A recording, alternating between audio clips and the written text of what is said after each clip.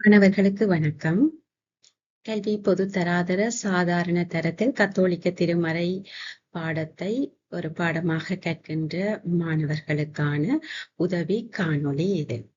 இதில் கத்தோலிக்க திருமறை பாடத்தில் தேர்ச்சிகள் 5 உள்ளன. அந்த 5 தேர்ச்சிகளின் அடிப்படையில் தான் உங்களுடைய 25 பாடங்களும் வகைப்படுத்தப்பட்டுள்ளது.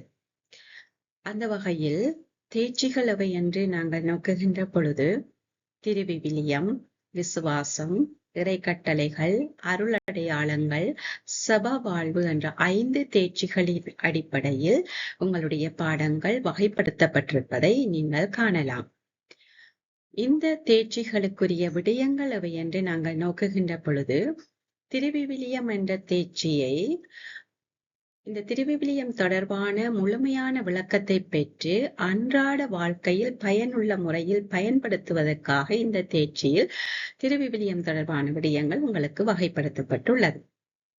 அதுபோல இறை வெளிப்பாட்டை எங்களுடைய வாழ்வில் செயல்படுத்தும் முகமாக விசுவாச வாழ்வை வாழ்வதற்கு அடுத்த தேர்ச்சியில் நமக்கு பாடங்கள் வகுக்கப்பட்டு உள்ளன.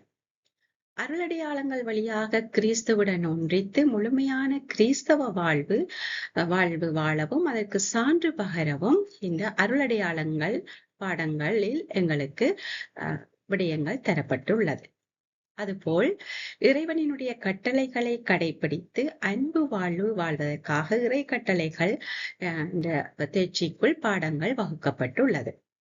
இறுதியாக சபவாழ்வு என்னும் தேர்ச்சி, அங்கு சபவாழ்வு மூலம் ஊட்டம் பெற்று இறைவனோடும் ஏனைய மனிதர்களோடும் ஆழமான உறவை வளர்த்துக் கொள்வதற்காக இந்த பாடங்கள் இந்த சபவாழ்வு தேர்ச்சியில் நமக்கு தரப்பட்டு இருக்கிறது. அந்த வகையில் முதலாவது தேர்ச்சியாக திருவிவிலியம் என்ற தேர்ச்சிக்குள் உள்ளடங்கக்கூடிய பாடங்களை நாங்கள் பார்க்கின்ற பொழுது அங்கு திருவிவிலியம் தொடர்பான விளக்கத்தை பெற்றுக்கொள்ள வேண்டும். அதற்கான பாடங்கள் எங்களுக்கு தரப்பட்டுள்ளன. அதில் இறையியல் சார்ந்த மரபுகளின் அடிப்படையில் நாங்கள் ஐநூலை கற்றுக்கொள்ள அழைக்கப்படுகின்றோம். இந்த ஐநூல் தொடர்பாக இருக்கக்கூடிய விடயங்கள் அவை என்று நாங்கள் பார்க்கின்ற பொழுது ஐநூலில் உள்ள நூல்கள், ஐநூலின் வேறு பெயர்கள், இந்த ஐநூல் எழுதப்பட்ட மரபுகள் மற்றும் ஐநூலின் முக்கியத்துவம் என்பன இந்த ஐநூல் என்ற பாடப்பரப்புக்குள் நாங்கள் அவதானிக்கலாம். திருவிவிலியம் 2 வகையாக பிரிக்கப்படுகிறது அல்லது 2 பிரிவாக பிரிக்கப்படுகிறது. இந்த திருவிவிலியத்தின் முதலாவது பிரிவு பழைய ஏற்பாடு, இரண்டாவது பிரிவு புதிய ஏற்பாடு. பழைய ஏற்பாட்டு நூல் வகைகள், இந்த பழைய ஏற்பாட்டில் 46 நூல்கள் காணப்படுகின்றன. பழைய ஏற்பாட்டில் மொத்தமாக இருக்கக்கூடிய நூல்கள் 46. இந்த 46 நூல்களும் 5 வகையாக பிரிக்கப்படுகின்றது. இந்த பழைய ஏற்பாட்டு நூல்களின் 5 வகைகள் எவை என்று நாங்கள் நோக்கினால் ஐநூல், வரலாற்று நூல்கள், ஞான நூல்கள், இறைவாக்கினர் நூல்கள், வெளிப்பாட்டு நூல் என்று 5 வகையான நூல்கள் காணப்படுகின்றன. இந்த 5 வகையான நூல்களும் உயிருள்ள பாரம்பரியத்தில் உருவாகி இருப்பதை நாங்கள் காணலாம். அந்த 5 வகை நூல்களில் இந்த பழைய ஏற்பாட்டில் காணப்படுகிற 46 நூல்களும் இந்த 5 நூல் வகைகளுக்குள் அடக்கப்படுகின்றது. அவ்வாறு அடக்கப்படுகின்ற இந்த ஐவகை நூல்களில் முதலாவது வகையானது ஐநூல். இந்த ஐநூலில் காணப்படுகின்ற நூல்களை சட்ட நூல்கள் என்றும் அல்லது தோரா அல்லது மோசையின் சட்டம் என்றும் அழைப்பர். அவ்வாறு அழைக்கப்படுகின்ற இந்த ஐநூல்களும் அவை என்று நாங்கள் நோக்கினால், ஒன்று முதலாவது, அதாவது திருவிவிலியத்தில் காணப்படுகின்ற முதல் 5 நூல்களையும் தான் ஐநூல் என்று நாங்கள் அழைக்கின்றோம். அவ்வாறு அழைக்கின்ற பொழுது அந்த நூல்கள் தொடக்க நூல், விடுதலை பயணம், லேவியர், எண்ணிக்கை, இணைச்சட்டம் ஆகிய முதல் 5 நூல்களையும் ஐநூல் என்று நாங்கள் அழைக்கின்றோம். இங்கு இந்த ஐநூல்களில் காணப்படுகின்ற விடயங்கள் எவை என்று நாங்கள் பார்ப்பது மிகவும் அவசியம். இந்த ஐநூல் இந்த ஐநூலில் தொடக்க நூல் முதலாவது நூல். இந்த தொடக்க நூலில் உலகத்தினதும் மனிதனினதும் ஆரம்பம் ஆண்டவராகிய கடவுளே என்பதை காட்டுகின்றது. அதாவது இந்த உலகத்தை முழுமையாக படைத்தவர் இறைவன். அந்த உலகத்தின் படைப்பாளி இறைவன் தான் என்பதை நாங்கள் இந்த தொடக்க நூலில் காணப்படுகின்ற சம்பவங்களினூடாக காணலாம்.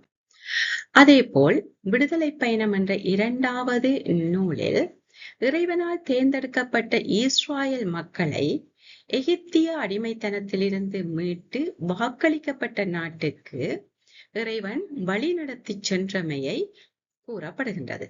ஐநூல் உருவாக காரணமான ஒரு அனுபவம் நிறைந்த விடயங்கள் இருந்தது இந்த விடுதலை பயணத்தில். அதாவது ஐநூல் என்ற இந்த நூல் தொகுதி உருவாகுவதற்கு அடிப்படை காரணம் இந்த விடுதலை பயண அனுபவங்கள். மூன்றாவது நூலாகிய லேவியராகமம். இந்த லேவியர் நூலில் இஸ்ராயல் மக்கள் தங்களுடைய வழிபாட்டின் போது அவர்கள் பின்பற்ற வேண்டிய ஒழுங்குகள், வழிமுறைகளை இங்கு தொகுத்து கூறப்படுகிறது. லேவியராகமம் முழுவதுமாக வழிபாட்டு ஒழுங்குகளை பற்றி கூறுகின்ற நூலாக நாங்கள் பார்க்கலாம். நான்காவதாக இருக்கக்கூடிய ஐநூலின் நூலானது எண்ணிக்கை நூல். இந்த எண்ணிக்கை என்ற நூலில் இஸ்ராயலினுடைய பாலை நில பயணத்தின் போது மோசேயால் மேற்கொள்ளப்பட்ட கணக்கெடுப்பு. பாலைவன பயணம் கடினமான பயணமாக இருந்தது, ஆனாலும் இறை அனுபவம் நிறைந்த பயணமாக இருந்தது. இந்த காலத்தில் இந்த பயணத்தின் பொழுது இஸ்ராயலரை மோசே கணக்கெடுத்தார். ஆகவே இது எண்ணிக்கை நூல் என்று அழைக்கப்படுகிறது. ஐந்தாவதானது இணைச்சட்டம் என்னும் நூல். இந்த இணைச்சட்ட நூல் மோசேயால் இஸ்ராயல் மக்களுக்கு கொடுக்கப்பட்ட இறுதி அறிவுரைகளின் தொகுப்பாக காணப்படுகிறது. ஆண்டவரில் நம்பிக்கை கொண்டு அவரது வார்த்தைகளின்படி வாழ வேண்டும் என அழைப்பு விடுக்கின்ற நூலாக இது காணப்படுகின்றது. ஆக இந்த 5 நூல்களிலும் காணப்படுகின்ற விடயங்கள் எவை என்பதை நாங்கள் இங்கே கண்டோம்.